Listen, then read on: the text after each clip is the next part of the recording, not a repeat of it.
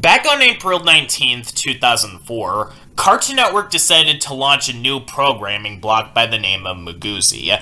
Basically, Magoozy was Cartoon Network's way of doing a much more kid-friendly version of Toonami, where instead of offering anime aimed at teens, they would offer kid-friendly action shows that were a mix of being dark and silly, consisting of shows like the original Teen Titans and the 2003 Teenage Mutant Ninja Turtles, with the most lighthearted of them at the time that the block started being Totally Spies, which, looking through the Cartoon Network schedule of the past, reveals that Totally Spies was how the block began.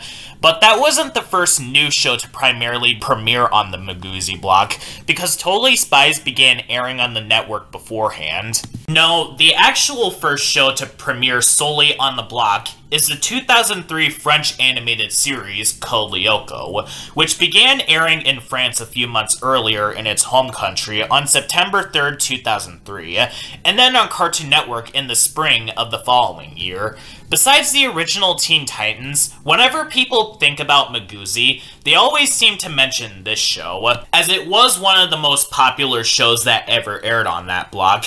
However, in spite of that, the way that Cartoon Network handled the show was not very smart at all. Yeah, as you could tell, this show was not treated very well, and that is not surprising at all. Cartoon Network might not be as bad as Nickelodeon when it comes to how they mistreat shows, but Cartoon Network doesn't have a clean streak either. Whether it be throwing away some of their least popular shows like Sheep in the Big City or Whatever Happened to Robot Jones, shows getting cancelled and not being able to air on television again due to a tax write-off because of toys or budget issues, like Megas XLR and Symbionic Titan, or many shows from the late 2010s that were completely kicked to the curb because of Cartoon Network being busy constantly airing Teen Titans Go marathons, like with Mighty Magiswords or Summer Camp Island. Well, when it comes to how Cartoon Network handled Code Lyoko, up until the final season of the show, I wouldn't really call it mistreatment. Rather, what Cartoon Network did was just stupid. During the first month that the show was on, they pumped out the first season, 26 episodes to be exact, in the span of a month. Because from what I'm guessing, they wanted the show for syndication on weekday afternoons, which gave the show a ton of hiatuses in the process. The first one, in fact, was for more than a year, because the country that the show was made in didn't even air the second season yet, and it was on a hiatus between May 2004 and September 2005 in the US. And when the show came back, they did the same thing again and again and again. Just imagine that real quick. If you were a kid who didn't have the internet and saw the exact same 26 episodes over and over again on the same time slots for more than a year, would you be interested in coming back for Season 2? No, because you would already lose interest in the show before then, and unless you had a DVR or the internet, you wouldn't be able to look up when the show is going to be coming back. The fans of the show, back when it was airing on the network, must have gotten really impatient, and I don't really blame them. Especially because of the fact that Season 1 in particular was a very slow start for the series, and the overall treatment that the show was given and how Cartoon Network handled it didn't get much better from there. In fact, they didn't learn from what they did when they started airing Season 1. The hiatus from when Season 2 ended was between December 9th, 2005 and October 4th, 2006. And the hiatus after Season 3 ended was between October 23rd, 2006 and May 18th, 2007. While this strategy does seem like paradise when you're younger or so, I mean, a new episode of a TV show waiting for you after school, that's awesome. However, this comes at a cost though. When Cartoon Network would continuously throw out episodes daily, that being the fact that they would constantly keep on running out of episodes to air whenever a new season would be made by its home country. And around Season 4 is when things go from stupid to flat-out mistreatment. The only positive thing to come out of all of this is that they decided to throw out episodes sparingly, to where episodes would come out weekly. But that doesn't matter because Cartoon Network threw this show to the curb when there were only 7 episodes left to air in the series, 8 if you count the one episode that they completely skipped in between. And the show was scrubbed off the network in April 2008 to no fanfare, because they unceremoniously unceremoniously buried the show before it could finish its story, and by 2007, the internet was still in its infancy and was still growing, and not everyone had internet at the time, and by the time that I was 6 years old when this show got canceled, I didn't even know what the internet was until 2008, a year after this show got canceled. So this show wasn't even given a chance to finish the story on television. Considering the fact that they had the acquiring license to air this show, they had plenty of opportunities to let the rest of the episodes air, and they blew every single one of them. I can somewhat see why Cartoon Network didn't want this show anymore. Much like Avatar: The Last Airbender and Ulban Star Racers, this is the type of show that you can't miss a single episode of, at least after season 1, because the show is very continuity driven. I mean, not Avatar: The Last Airbender levels, because Code Lyoko, even after Season 1, follows the exact same formulaic structure in nearly every episode until around Season 3 or 4. But still, Cartoon Network, if you're going to air Code Lyoko and come this far, the least that you could have done was finish what you started. Why quit while you were ahead? Especially when you had until April to finish airing the show, but you blew every single one of those chances. And one of the episodes that Cartoon Network skipped in particular was especially a big deal, because it was one of the big game changers for the show in particular, where Jeremy sends Aelita and Odd onto Xana's bases on the replicas. I may have an issue with that episode in particular, but it was integral to the show as it explains how Jeremy was able to send the characters to destroy Xana's supercomputers to stop him from sending things to the real world to hurt other people, and especially the main characters. It kind of reminds me of what ended up happening to shows like As Told by Ginger and Hi Hi Puffy Ami Yumi, where both of those shows didn't get a chance to air the rest of their episodes on their respective network. However, I don't know about As Told by Ginger yet, since I've yet to see that show. However, at least Hi Hi Puffy Ami Yumi was episodic, so some casual viewers might not have noticed it, but Code Lyoko wasn't. So those who are fans and didn't have the internet never got to see how the series got wrapped up. And honestly, looking back on the history and how this show is treated, the way that Cartoon Network did this show was very dirty. And it's also really sad because Code Lyoko is good. Actually, not just good, it's great. In my Sean's Network reviews ranking so far, I definitely wouldn't put this show in the top 2 or even a number 1 spot. Obviously, I don't find this show as good as Ulban Star Racers or OKK, Let's Be Heroes, but I definitely think that this show is better than Eek the Cat, Nightmare Ned, and Teacher's Pet. But I'm not sure if I put this show as better or worse than Puka. I might have to think about that. But regardless, Code Lyoko was a series that I was expecting pretty good things out of, since the show had a pretty good reception long after being cancelled, and I was even recommended checking the show out. And when coming up with ideas for what I would do for Sean's Network reviews, thinking about several Cartoon Network programming that I haven't seen, I brainstormed shows to add to my future list of shows that I would review, Code Lyoko included, and it exceeded my expectations. Admittedly, it did take a little bit of time to get used to. The first episode, Teddy Godzilla, which I'll be touching upon more as I go on, admittedly made me zone out a little bit, as that episode doesn't introduce any of its characters to the audience or anything in general. It's not the worst series premiere in a cartoon that I've seen.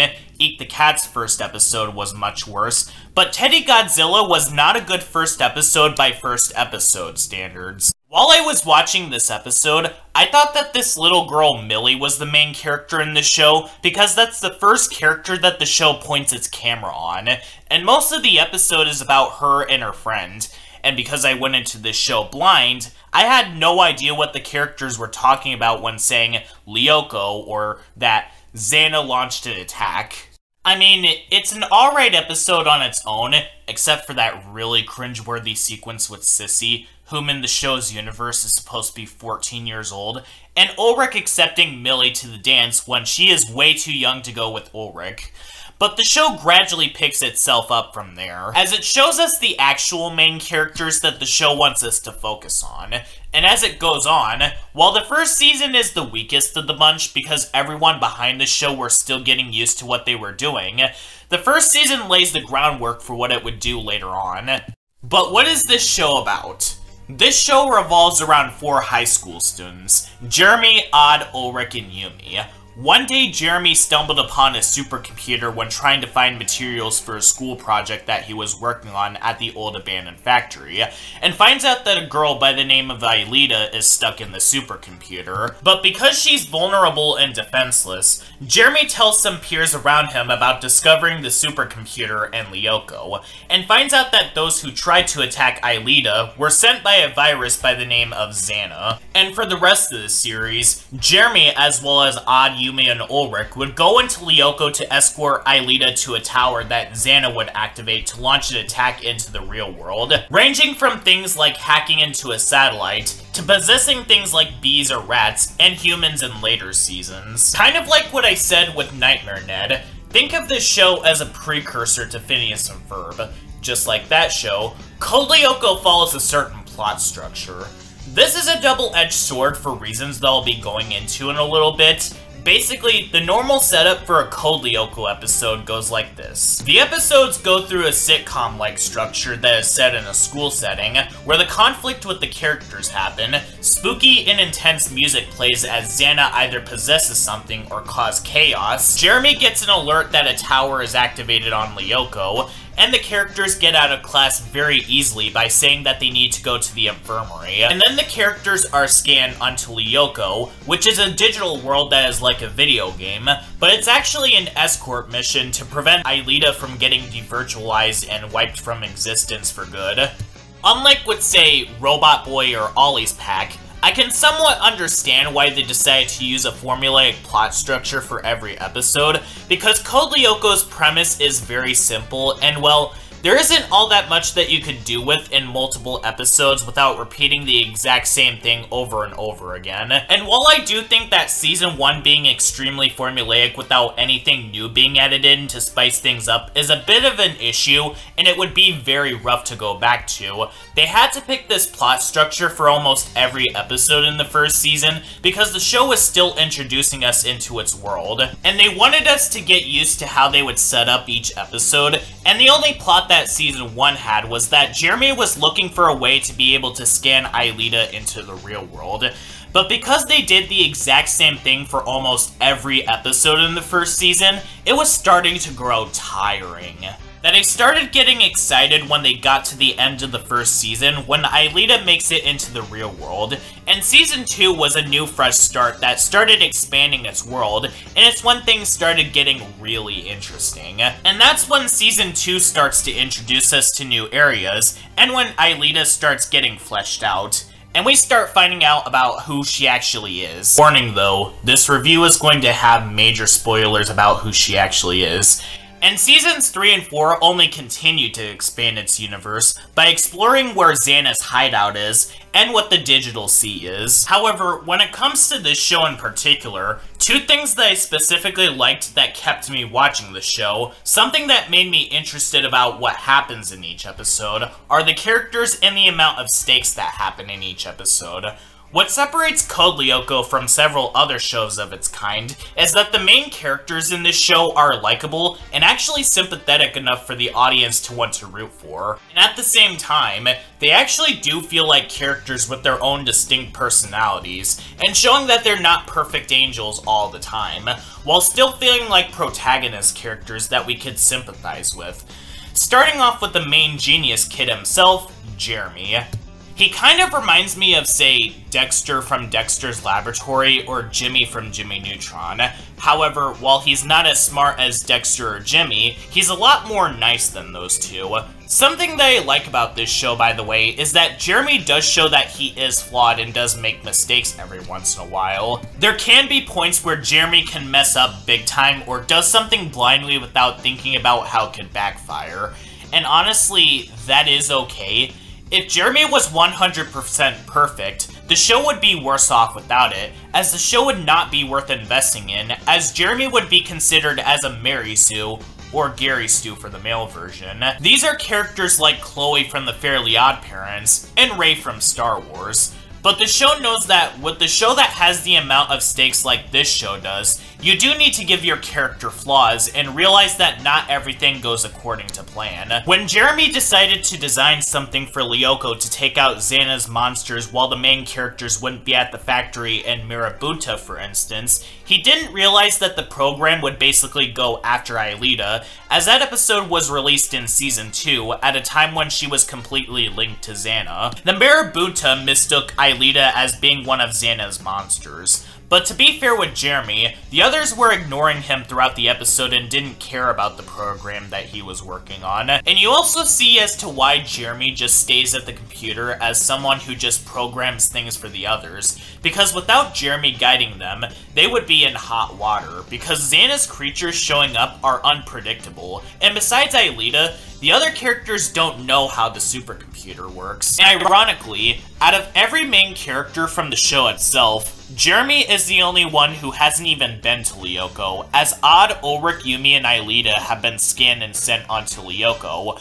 but Jeremy would just sit on the sidelines while the others guard Aelita. There was one time when Jeremy has been on Lyoko, but we never got to see what he looks like in CGI, and we're only told about what he looks like in the supercomputer, and we were told that he looks ridiculous. So this is a Pulp Fiction scenario where we are only told about something, but we are never actually shown it. Aelita, the character that Yumi, Odd, and Ulrich frequently escorts to the towers of Lyoko, is absolutely adorable. She may not be in the ranks of being the most adorable character in all of animation. Mitsuki from Kappa Mikey, Puka from Puka, and Fluttershy from MLPFIM are much more adorable, but Aelita is extremely close to being on that level. Kind of like Starfire from the original Teen Titans, Aelita's cuteness comes from her naivete and general innocence. And as soon as you find out about her backstory near the end of Season 2, the more you actually end up feeling very sorry for her. Basically, what happened is that on one fateful day, Aelita was prancing around all happy-go-lucky and innocent, until suddenly, her home, which was revealed to be the one that her and Jeremy stumbled across in the Season 2 premiere, is actually Aelita's old home, which was being intruded upon by government agents. And Aelita's father rushed her with him and dragged her into the old abandoned factory where he put both himself and her into the scanner to go to Lyoko. But as soon as Xana turns against him and Aelita, he shuts down the supercomputer where Aelita was left inside for years, and has never aged a single bit. So it makes all of those moments in Season 1, where it seems like she was just a living program until getting to the real world to actually live life with Jeremy and the others, a lot more tragic. In the special that introduces Aelita as well as all the other characters, Xana Awakens, which honestly works as a much better first episode than Teddy Godzilla, Ulrich, when Jeremy introduces the supercomputer and Aelita to him, suggested Jeremy to go ahead and shut down the supercomputer, but Jeremy wants to get her out of the supercomputer first. And honestly, why wouldn't you want to get Aelita out of the supercomputer? She's one of the nicest characters ever. And throughout the first season, you do see Jeremy's determination to get Aelita into the real world. And as soon as she is in the real world, that's when she starts becoming a much more multi-layered character that you could sympathize with. I originally thought that Aelita was just a computer program that was programmed by Franz Hopper, and Jeremy was just trying to find ways to get this computer programmed girl to the real world and get an antivirus so he and the others could shut down the supercomputer and get this programmed girl out of there. But it's revealed that she at one point was a real girl, but was just stuck in there for years. And her being in the real world allows for her, Jeremy, and the others to have chemistry, and allows for her to display her other emotions, like sadness and of course anger. In Season 1, she wasn't able to display very many emotions. The most that she really did was display happiness or fear, because she was completely stuck in the supercomputer, and happy or scared emotions is all that she's able to do, mainly because she didn't have very many exposures to other humans yet, except for Jeremy, Odd, Ulrich, and Yumi.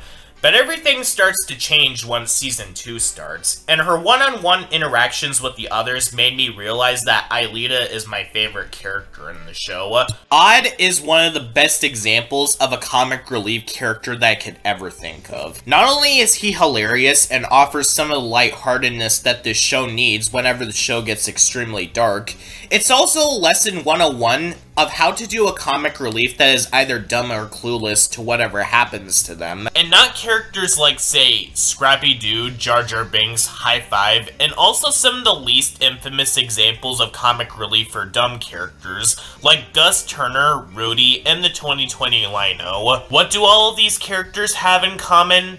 Well, besides the fact that Lionel from Thundercats Roar is the leader of the Thundercats, and Rudy from Kuku Harajuku is the manager of the main characters whenever they go on stage, the thing that these characters have in common is that they're stupid or oblivious to whatever would happen around them, but their stupidity and blindness would often result in those around themselves and others getting into hot water, thus making them infuriating to be around. And these characters are not supposed to be seen as a villain, but rather we are supposed to actually like them. But they make the viewers frustrated because they are nothing but a nuisance to the other main characters, making you wonder, why do the main characters still allow these guys to stay around? Odd doesn't fall into any of these problems. Sure, Odd is stupid, but every other element of his character basically avoids every single trap that other shows fall into. Because whenever Odd does something callous, the most that he does is get himself into trouble.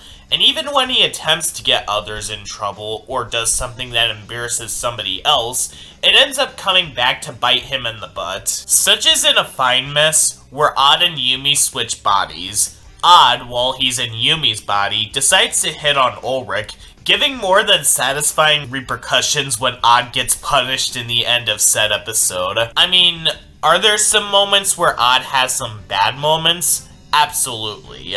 3 that I could think of are Replica, where Odd manipulates Aelita into lying to Jim, thus getting her into trouble in the process. My least favorite episode, Caddick Bombshell, where he caused all the problems in the episode because he has a crush on a foreign girl who didn't even care about him in the first place, and if she didn't ignore him while they were at the pool, he wasn't going to make up for the problems that he caused in the first place. And Cold Sweat, where he pressures Ulrich to take the blame for something that he did, which results in Yumi getting angry and refusing to talk to him for the whole episode, giving Ulrich the short end of the stick for the whole episode. Even at the end when Yumi decides to give both of them humiliation at the end of the same episode, when Ulrich didn't do anything, he just took the blame for something that he didn't even do. Or in one sequence in the episode Lab Rat, where Odd is the reason why Ulrich was given detention. But other than that, Odd is definitely the glue that holds this show together and prevents this show from just being dark and depressing. Ulrich, while not being as interesting as Jeremy, Aelita, and Odd, is pretty well written, all things considered. At the beginning of the series, he was just considered as the cool kid that had no interest in Sissy and was more interested in Yumi. But as the series goes on, you see his imperfections. Where he doesn't do very good in his classes, he has a very snarky sense of humor, and his love for Yumi does make him do stupid things for better, or for worse. And lastly, in all honesty, the least interesting character out of all the main characters in this show, Yumi. She isn't a bad character by all means necessary, she's just kind of one-dimensional, that's all. The only thing that I remember about her is that she likes wearing black, she's a lot more aggressive than the other female characters in the show, and there are hints that she also likes Ulrich, and her family is basically foreign as she has Japanese heritage. Oh, and much like the other characters in the show, she also became a meme where people would write down random words on her forehead, which is something that also applies to the other characters in the show. I'll get to that shortly. And as for the side characters, I don't remember too much about them, except for 2 in particular, like Jim, who is literally a Chad, and Sissy, whom If you've seen cartoon characters in plenty other shows who are the snobby girls that rub it in the face that they're popular to their peers, you've seen how Sissy is already, even if you haven't watched this show before. I don't have too much to say about any of the other characters in this show, since most of them are usually used as a plot device, particularly the other teachers and the principal. Millie and her friend Tamiya are just there as the news reporters of the school.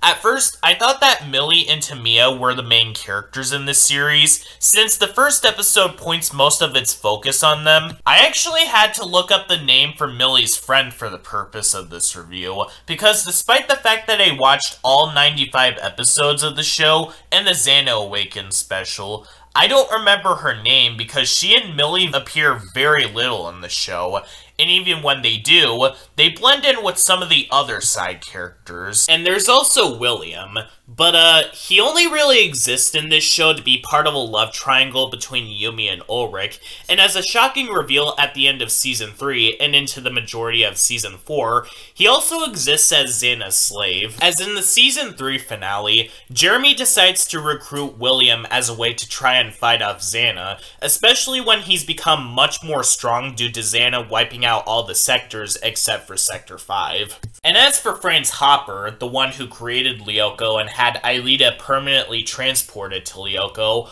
I don't want to jump the gun too quick and call Franz Hopper a reckless or awful person, because the show itself doesn't explain some crucial details very well. For instance, who's Xana, and how did Franz Hopper create him in the first place? But some of Franz Hopper's actions seem questionable. In an episode that goes further into detail about Franz Hopper's motives, he explains that federal agents are after him, and it doesn't really communicate what they are after him for. Maybe it's because for all the times that Franz Hopper had Aelita, he's been doing things that could be considered dangerous, which is why they went after him in the first place, and I think that's also why they captured Aelita's mother, because they were specifically targeting her family because of Franz Hopper. So his solution was taking Aelita with him, transporting both himself and his daughter onto Lyoko, and not realizing that this could have plenty of disastrous consequences, because Lyoko is filled to the brim with digital seas that you could fall into, and when Xana, someone Franz Hopper created, which the show doesn't explain who he is or why Franz Hopper would create him in the first place, turns against both him and Aelita, he decides to lock both himself and his daughter in there by shutting down the supercomputer with her still being in there, leaving Jeremy and his friends to clean up the mess that he started with Xana, and trying to protect Aelita from disappearing completely.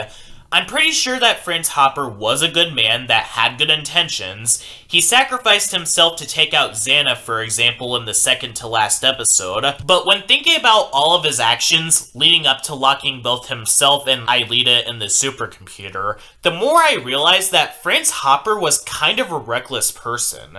Think about it. Franz Hopper explains that federal agents were after him, probably because what he was doing was dangerous, and when getting caught, he decided to take his daughter onto Lyoko, where she could seriously get hurt and disappear forever, and left the supercomputer abandoned for years, where the supercomputer could get destroyed at any second because of demolition, since the factory was left like that even before Franz Hopper and his daughter disappeared without a trace. And instead of trying to fight off Xana, whom he has created, he chickened out and turned off the supercomputer and let other people fight off his battles when they end up coming across Xana. Maybe if there was a prequel series where we got to see more from the perspective of Franz Hopper, maybe things would be communicated much better. But that's probably not going to happen because of the fact that Cartoon Network didn't treat the original series very well by the end, and they had a chance to make another Code Lyoko series. And instead of making a new incarnation or a prequel series that goes in depth with Aelita's family, we got that. Oh, and another thing that I should bring up about this show that is actually a pretty big elephant in the room, Code Lyoko gets dark. Not just dark, but extremely dark. Not in the way where each episode of the show has constant jump scares or an overall dark atmosphere like Ah Real Monsters, Nightmare Ned, Courage the Cowardly Dog, Invader Zim, Flapjack, or Making Fiends. It's the kind where there are high stakes present. In every episode of the show, they give us a ton of content that makes you want to root for the characters and see them get out of each situation alive and succeed. This was most prevalent during Season 1, when Aelita was vulnerable and couldn't get de-virtualized, otherwise she'd be gone forever. And some of the attacks from Xana as well gets advanced darkness levels. Literally the 9th episode of the show revolved around Xana hacking into a satellite to specifically fire a laser at others, particularly Yumi. And I've been told by someone that it only gets worse from there. It got so dark, in fact, that Xana almost caused certain characters to get sick, die, or cause an apocalypse. This show is so dark, in fact, that this is a big statement, I know, but Code Lyoko is definitely the darkest out of all the shows that I reviewed so far on Sean's Network Reviews, being darker than even Oban Star Racers and Nightmare Ned. As stated before, Odd is thankfully around to add some lightheartedness to ease up the mood a little bit, but other than that, unlike Courage the Cowardly Dog and Nightmare Ned, where they had slapstick moments and lightheartedness to make the shows become more kid-friendly, and the original Teen Titans and Teenage Mutant Ninja Turtles 2012, where in between the somber and sorrow moments, there were very funny moments to make you laugh. Code Lyoko doesn't really have any of that, and this could be considered as either a good thing or a bad thing. I personally like this show as it's written very well, and it actually treats its viewers with respect, but I could somewhat see how and why some could be thrown off, as the show's overall tone feels depressing and the show could get pretty repetitive. Which leads me into saying that while Code Lyoko is a very good show, it's not without its flaws. Unlike with OKKO Let's Be Heroes, where I had a hard time thinking about any issues I had with that show, same cannot be said with Code Lyoko, as I did find a few glaring issues with the series. The show would still make it to number 3 or 4 on the Sean's Network Reviews ranking, certainly beating out Eek the Cat, but there were still issues that I ended up finding in this series regardless. The first issue with this show, and something that could make or break this show for you guys, if you plan on binge-watching this show gets pretty repetitive at times. It was inevitable, since the show's premise is extremely simple, and it would be very difficult to not do the same things over and over again. But after a while, especially when binge-watching the series, it starts to tire itself out, especially in the first season. The first 23 episodes of the show has the exact same premise again and again and again, only with different subplots and scenarios. Only a select few episodes of the season, leading up to the last 3 of the season, slightly change up the formula, but not enough to really say that the episode is completely distinguishable from one another. To a point where someone wouldn't be able to tell where an episode clip came from if you showed them a clip from the 3D sequence of a random episode. When comparing this show to some of the other continuity-driven / serialized cartoons that this is airing alongside with, and ones that came out afterwards, like the original Teen Titans, Avatar: The Last Airbender, Gravity Falls, Teenage Mutant Ninja Turtles 2012, OKKO Let's Be Heroes, and DuckTales 2017, it's pretty much night and day, as those shows had an ongoing storyline, even during their first seasons when they were starting out a little more slow and light than how they are later on. Code Lyoko, during its first season, you could start watching from any random episode and you wouldn't miss a thing considering its formulaic nature. The closest comparison that I can make for this show is that in terms of this show's structure, it's similar to Phineas and Ferb. However, with Phineas and Ferb, it was made to be purely episodic and entertaining, so the formulaic plot structure didn't matter that much at the end of the day. Meanwhile, with Code Lyoko, it mostly plays everything very straight, so some episodes end up being kinda depressing to watch, making the show in particular difficult in the realms of binge watching. When aired sparingly, it does work as a gripping action show, but when watching multiple episodes in a row, you start to piece together what the problems with this show is, particularly the first season.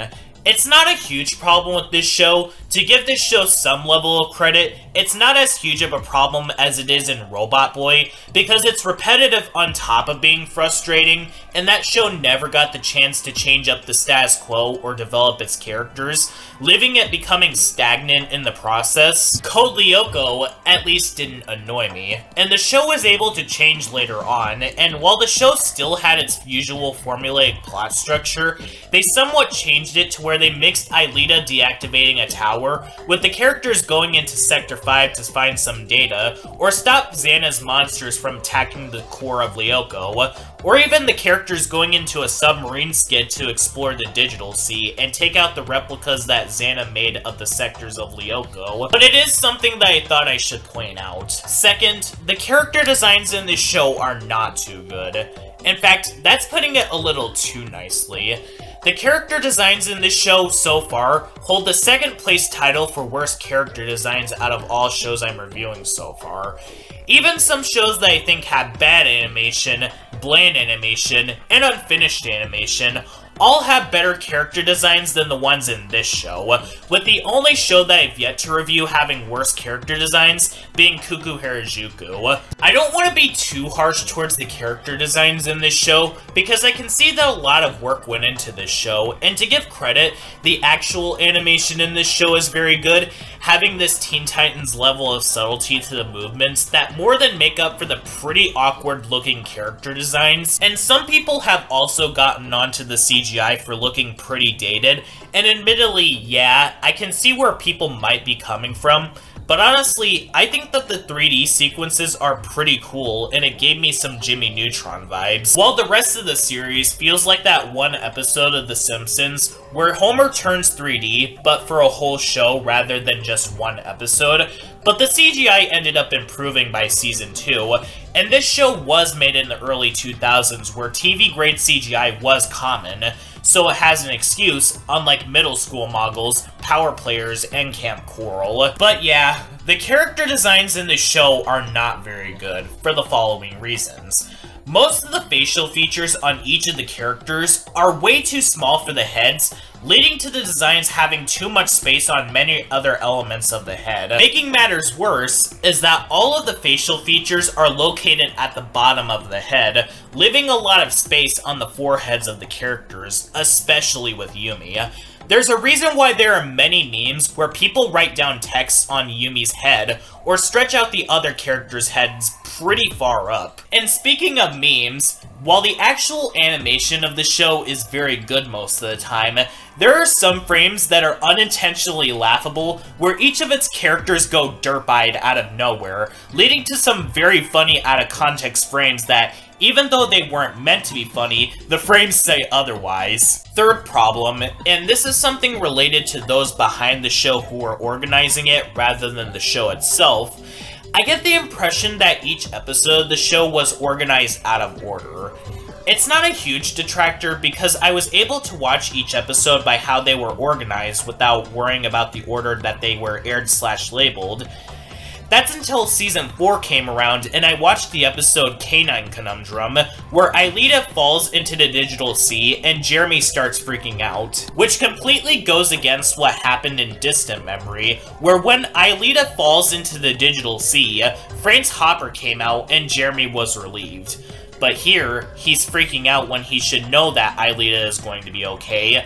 That's until I looked up the list of episodes and found out that Distant Memory was supposed to come before Canine Conundrum. So either those who are organizing the episodes of the show didn't care about the content within the episode before organizing them randomly, or they just didn't proof-watch any episode beforehand, all except for the final few episodes.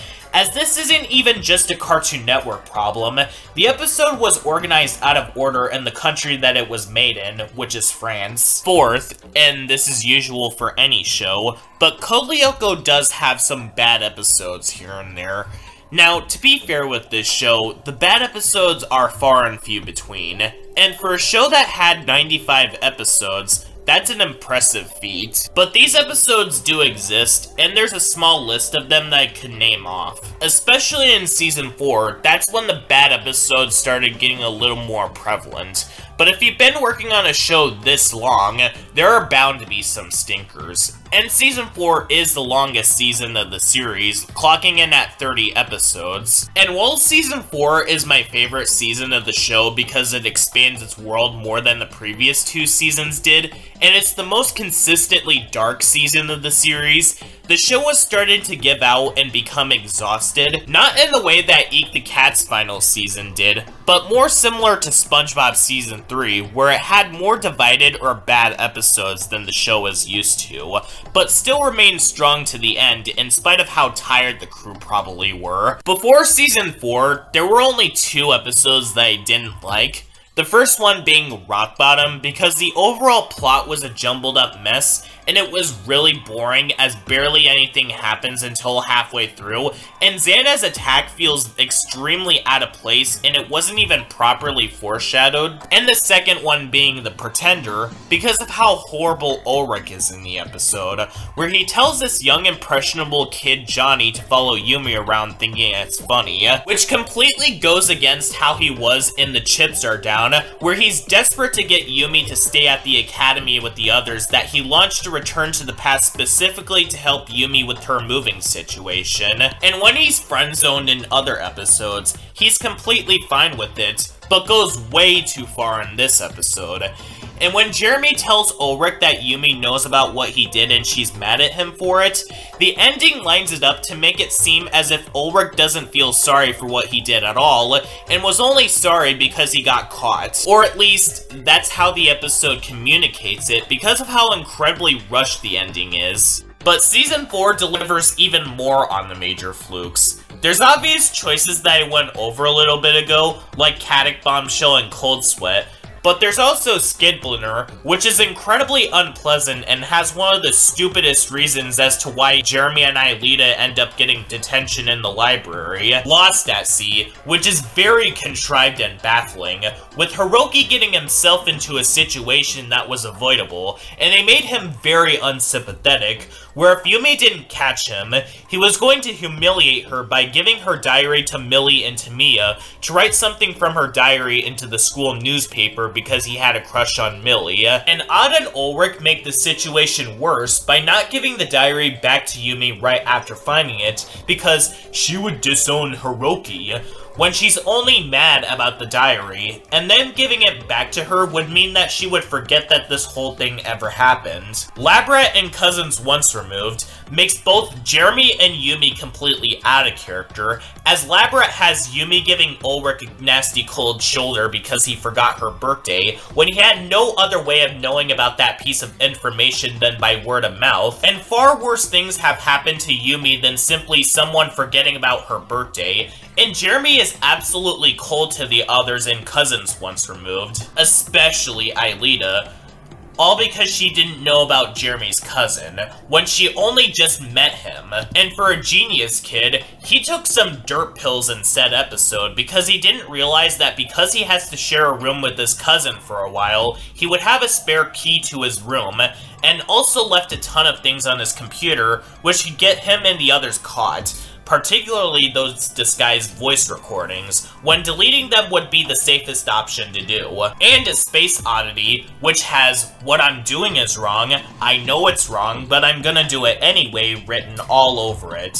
The episode admits that Odd's pet Kiwi staying with Yumi is a bad idea, but he stays over there anyway, and the episode admits that Hiroki is not responsible enough to look after a pet, but Yumi has him look after Kiwi anyway. And man, Hiroki does such a poor job at looking after him.